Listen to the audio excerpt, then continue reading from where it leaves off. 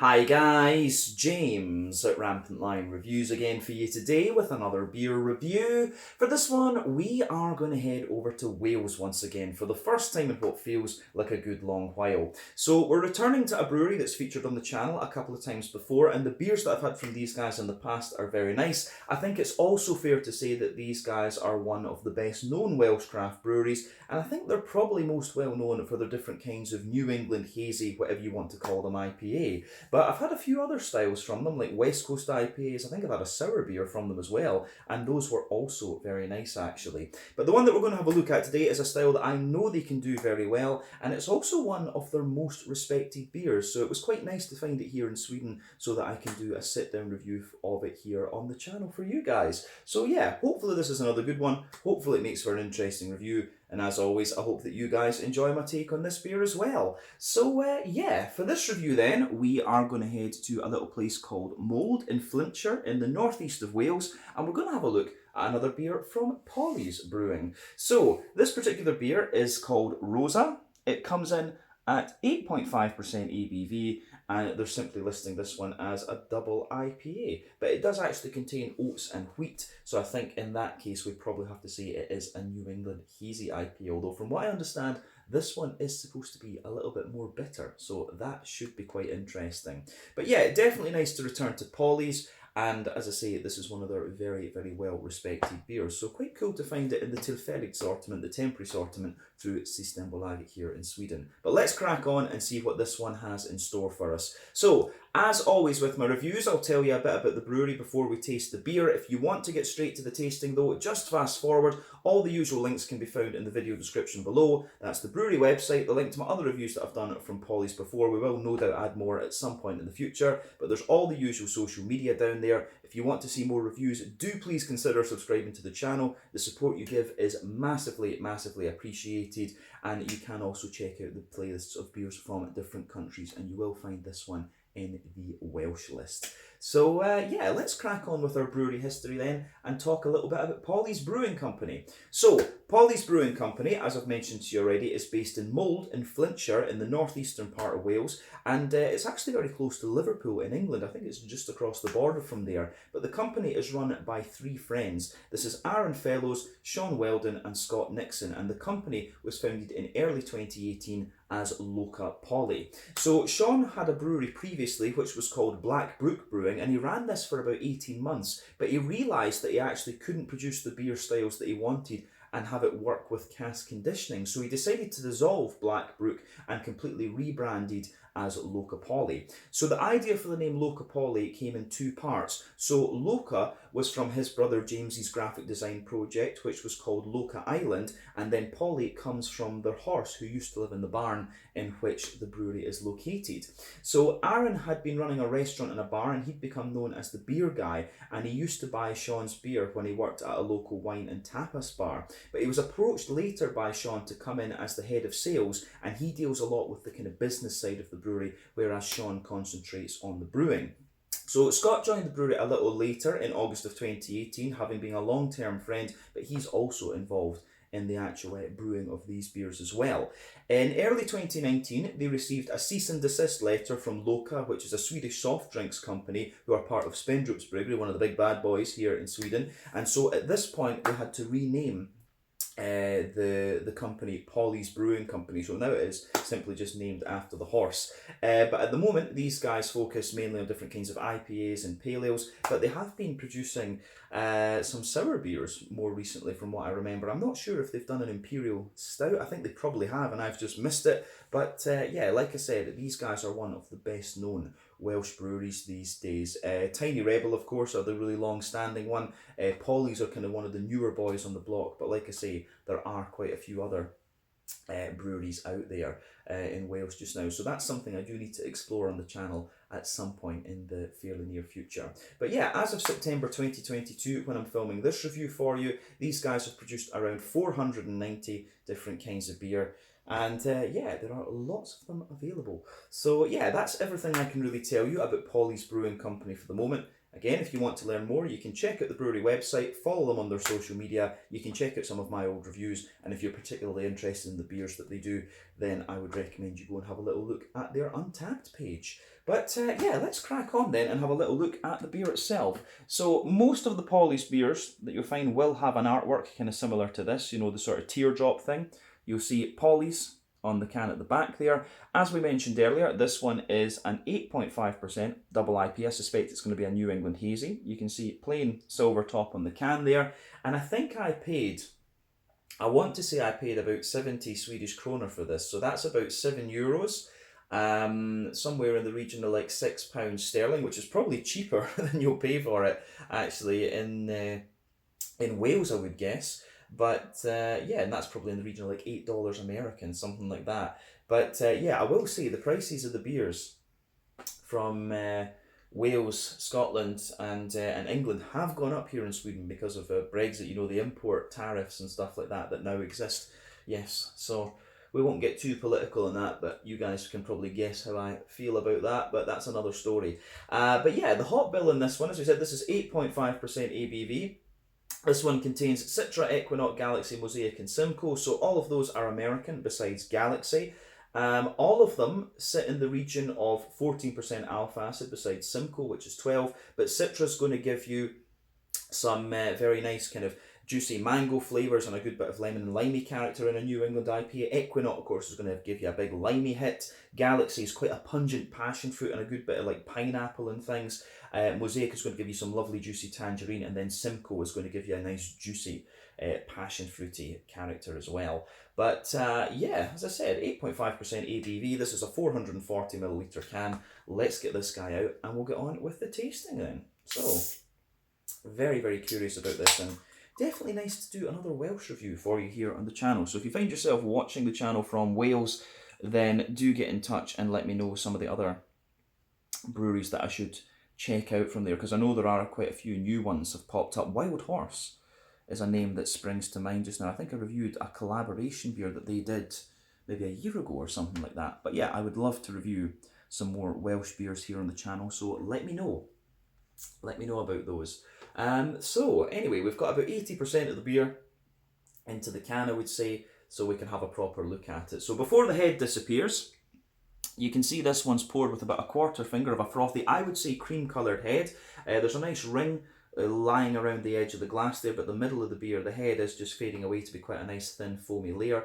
But in terms of colour with this one, you can see if I shine the light through this, it's actually got a nice slightly rich, almost slightly amber haze to it, which is quite nice. It looks more like a kind of mixed tropical fruit juice, this one. I always love comparing New England IPAs to different fruit juices because that's just what they remind me of. But yeah, more kind of mixed tropical fruit juice, this one. So yeah, in terms of the colour of the beer, remember that depends on the type of malts that you use. That goes a long way to determining your EBC rating. The length of your wort boil is also going to play a role, because the longer you boil the wort, the more the sugar's caramelised, thus you get a darker colour of beer. Any barrel aging that you do or any adjuncts you put in will affect the colour too.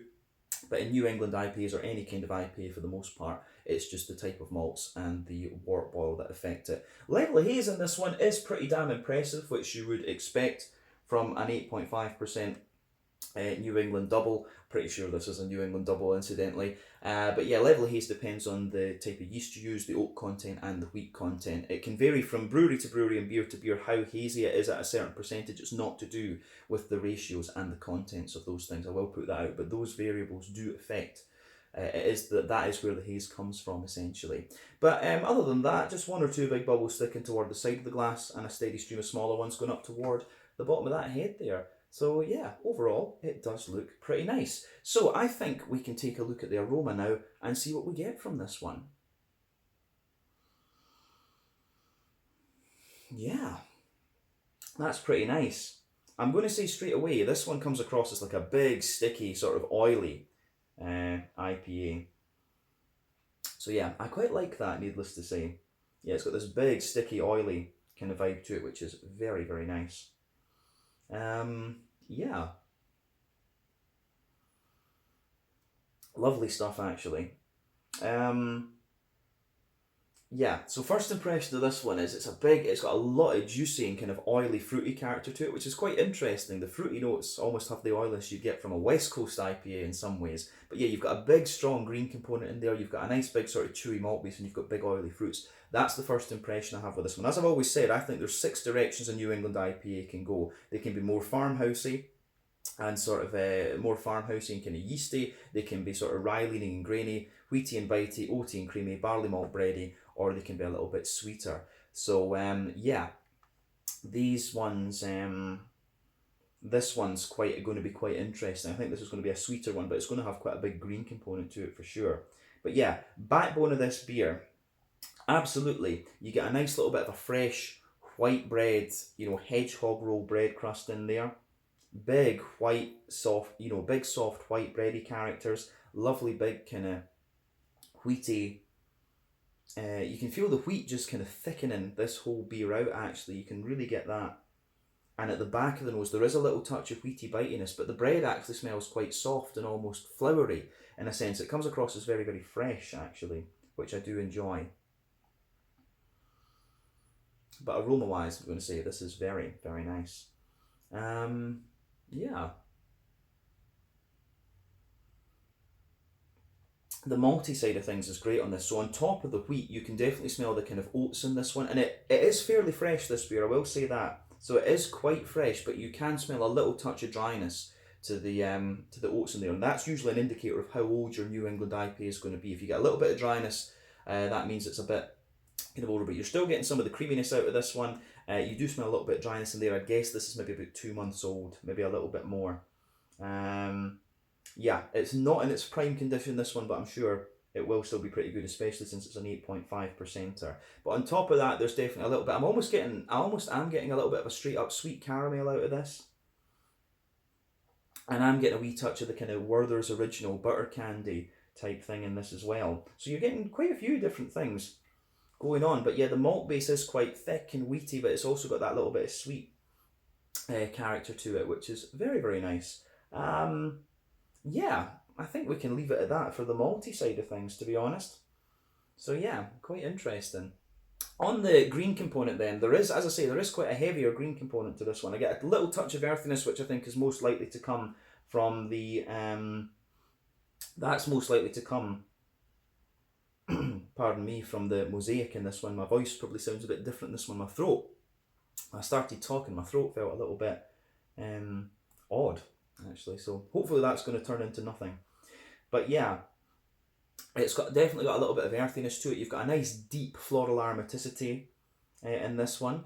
So I wonder if there's quite a bit of early edition hopping in this. So remember, there are 3 types of hoppings that you can do. Early edition hopping, usually within the first hour of the wort boil, that's going to give you the majority of your IBU. In the last half hour of the wort boil, late edition hopping, you'll get a little bit of IBU out of that, but mainly flavour and aroma. Then dry hopping is going to give you purely flavour and aroma. So yeah, that is worth bearing in mind. Yeah. This one I think though has a little bit of everything. So you have got quite a nice deep floral component to this one. And there is a good little bit of grassiness in there as well. And it's quite a wet, freshly cut grass that I'm getting. So I have to say that. On the fruity side of things, this is quite nice actually. It's a bit more, the more that I smell of it, the more kind of juicy it gets rather than being oily as I was picking out before. But there's definitely a little bit. There's a lot of passion fruit to this one, and that's going to be from Simcoe, Citra, and Galaxy in this one. So there's quite, and the passion fruit, it's kind of pungent in some ways, but it mellows out and becomes very, very juicy. There is a wee bit of mango in there. Yeah. Yeah, for me, it's oily and juicy and bright passion fruit, a little bit of mango underneath. And then a little bit, you're getting a little bit of lime. The Equinox for me is jumping out of this beer quite a bit. I'm getting quite a bit of lime in this one. And behind that, you can smell a little bit of the juicier tangerine notes from the mosaic. But what I will say is, the fruit is quite interesting. I don't find the fruit in this beer jumps out of the glass at you in the way that some other New England IPAs do. It does come across as just kind of like a wet, thing that's kind of there. I think this beer actually, aroma wise, it's a bit more green and it's a bit more malty for me compared to some other New England IPAs. But like I say, juicy passion fruit, quite bright passion fruit at that, some nice mango, and then yeah, I get the lime at the very front of the nose, but then you can smell a bit of the tangerine orange behind it. But I'm not getting as much complexity out of the tropical fruits as I've had previously from other beers with these hops in them. So that's quite interesting. So I think that's everything we really need to say about the aroma of this one. So we'll put the rest of it in the glass and we will have a taste of this because I'm very, very curious. So yeah, this one is the Rosa, just listed as double IPA, 8.5% ABV from Polly's Brewing Company in Mold in Flintshire in the northeast of Wales. Slàinte, skål, cheers, or as they say in Welsh, Iechyd da.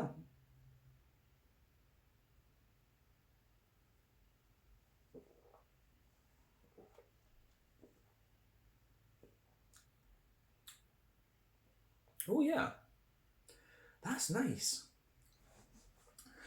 Like I was expecting from it, from the aroma, this one, it has that, it's got, I love the malt base in this is really nice for me. The hoppy presence comes out. I can feel the hoppy presence starting to come out of this beer now, but it's more. It really, this one's actually quite a malty leaning New England IPA, and within the malt base you've got the creaminess, the bread, the sweetness, and then yeah, the green component comes out a little bit later on in this, and the fruit is actually quite soft and juicy. So the fruit's quite different from the aroma, to be honest with you. But I think this is very nice. You know, I wouldn't expect anything less from Polly, of course, and this is one of their kind of flagship beers, if we can call it that, or one of their most respected ones. So yeah, I wouldn't have expected this to be bad or anything like that, but it's very nice. Gets a thumbs up from me.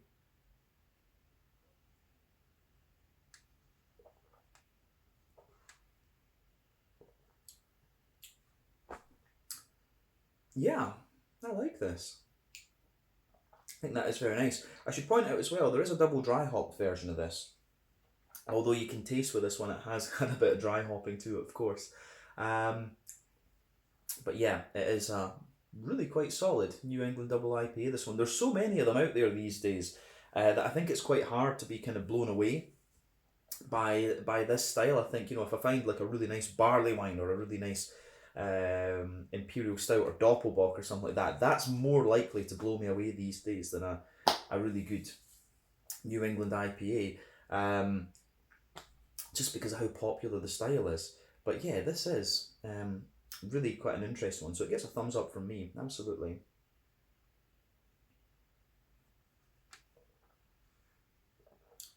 Yeah, let's break this down then and describe the flavour for you. So, backbone of the beer, you get that little bit of fresh bread, white bread crust. That is absolutely the backbone of the beer. And we're talking middle third of the palate, incidentally.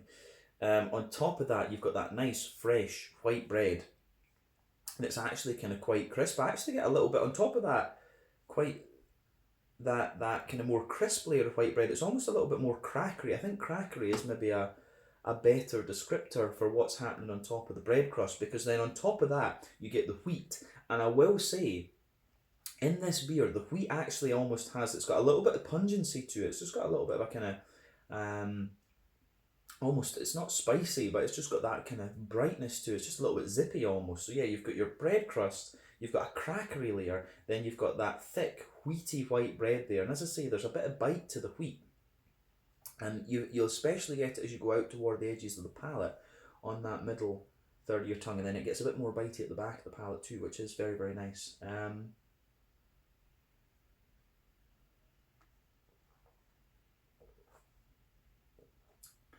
But yeah, on top of the wheaty layer, then the wheat is actually really quite dense in this one, which is kind of nice. And you know, this is the thing, when you try lots of New England IPAs from different breweries, you really can pick up all the different kind of subtleties and things, the way these beers can lean.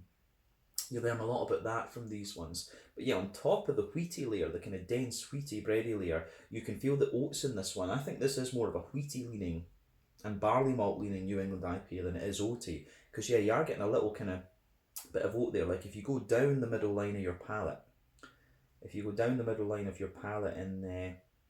in this beer, you will get a little bit of oaty creaminess, and you can feel as you move out toward the edges of the palate, you get a little bit of that more. You get a little bit of a more kind of dryness from the oats.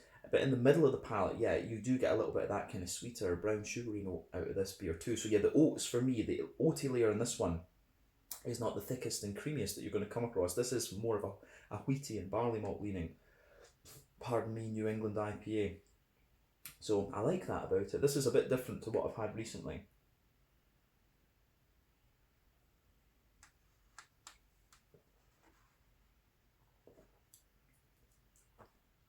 So yeah, on top of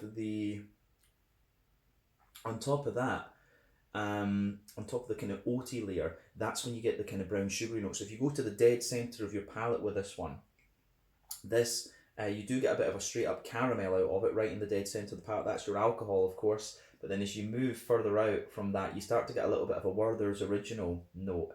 And then maybe just a wee tiny hint of biscuit toward the edges of the middle third of your palate there. But yeah, that alcohol note's in the dead centre of your tongue. And as I say, I really like that. I do like how that goes together.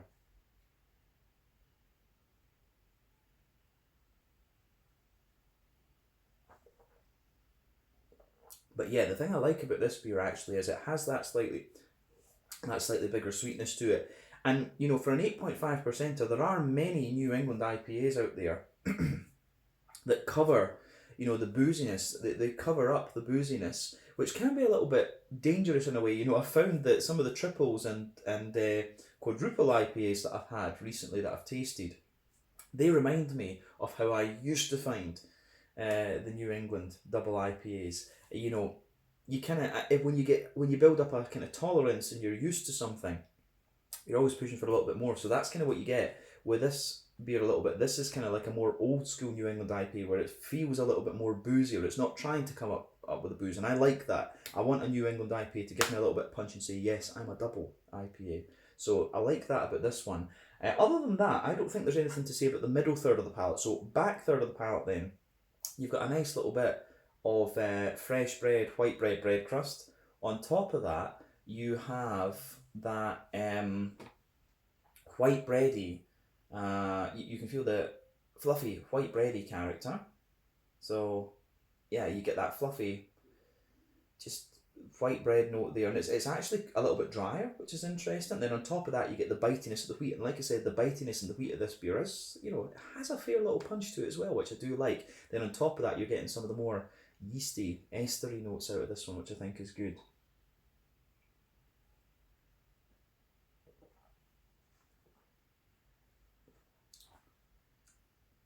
So yeah, you can definitely feel the yeasty estery notes are a little bit more. There's a little touch of that kind of woody, really light, airy white bread note to this one, which I do like. So on the back third of the palate, the flavour is definitely taller. Yeah, definitely a taller flavour. And then as you move into the middle third of your palate, the flavour just squashes down. It just squashes down a little bit. And then yeah, so you get that taller flavour on the back third of the palate, then it just condenses down in the middle third of the tongue, which is good, yeah. In terms of the hoppy profile of this beer, back corners of the palate, you've got a nice little touch of earthiness there. As I say earlier, that is from Mosaic, I suspect. As you move further forward from that, you do get quite a nice deep floral aromatic note to this one. It's almost like a kind of spicy floral note to this. I don't know if I'd go as far as piney, but it's not far away from that actually. So yeah, I think there's been quite a bit of early edition hop in this one, and that builds the more that you drink of this beer. So this is a more bitter take on the New England style for me. Around the front curve of the palate, you've got a little bit of grassiness in there, and it's like a wet grassiness, a fresh cut grass. It's not really that zesty, but yeah, for me the focus of the green component is on that deeper, spicy floral, sort of piney type thing that the beer has. Let's focus on the front third of the palate and the fruity side of things. So border region between front third and middle third of your palate, you get a little bit of bready build up there, then the base of the front third of the palate is definitely lighter and smoother and bready as well. So yeah.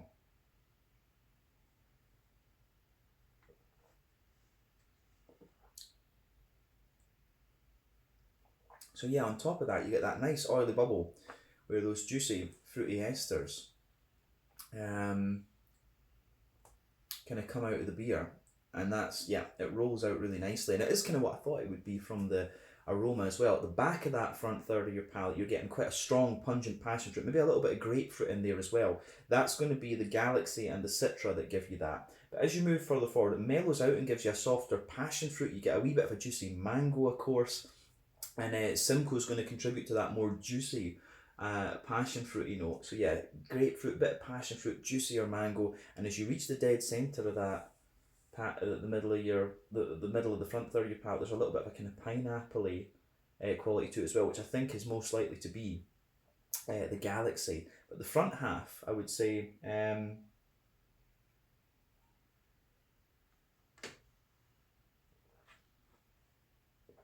yeah, the front half of that front third of your palate, you've got a nice,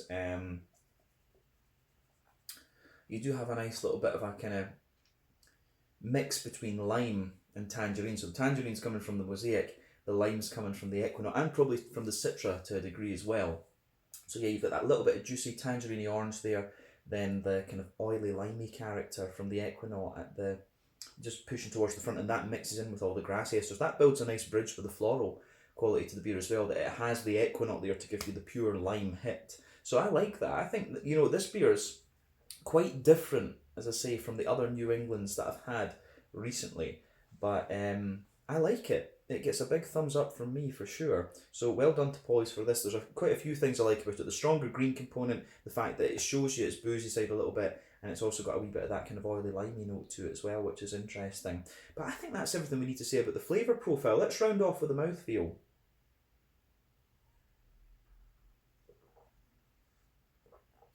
Mouthfeel wise, this is quite interesting. It's actually quite an oily New England IPA for me. There is an element of that kind of creaminess and bitiness and stuff to it, but yeah, for me, compared to other New Englands, it is quite oily. I'd say top end of mid-bodied, bottom end of full-bodied, somewhere in there. The carbonation's quite smooth and, as I said, oily. IBU wise, I think this is a bit higher. I'm getting maybe, I think this could be about 75, 80 IBU, something like that. It's pushing up toward the top end of the scale. That I think this has had quite a little bit of early edition hopping to it. The malt base, as we said, it's quite smooth. There's a good bit of sweetness there. It shows you a bit of the booziness, and then you've also got that wheaty, bitey character as well. And then the fruity side of the beer is nice and mixed between smooth, tropical notes, and the tropical notes have a bit of bitiness, but then you've got that oily tangerine and limey note to this beer. Overall, it does get a big thumbs up from me. I like this one. I do like this. So yeah, Rosa, I can see why it gets a little bit hype when it comes to Polly's. So yeah, I think we can leave it at that for this one. Once again, thank you for watching my beer reviews. Until the next time, please like, subscribe, share, all the usual YouTube stuff. Let me know your own thoughts on this beer in the comment section below. Let me know your favourite Polly's beers. Give me some other Welsh brewery recommendations, or any other recommendations that you'd like to. It's always cool to hear from you guys. But yeah, this was the Rosa 8.5% New England Double IPA from Polly's Brewing Company in Flintshire in the north of Wales. Thank you again for watching, and I'll see you guys very soon. Slàinte, skål, and cheers.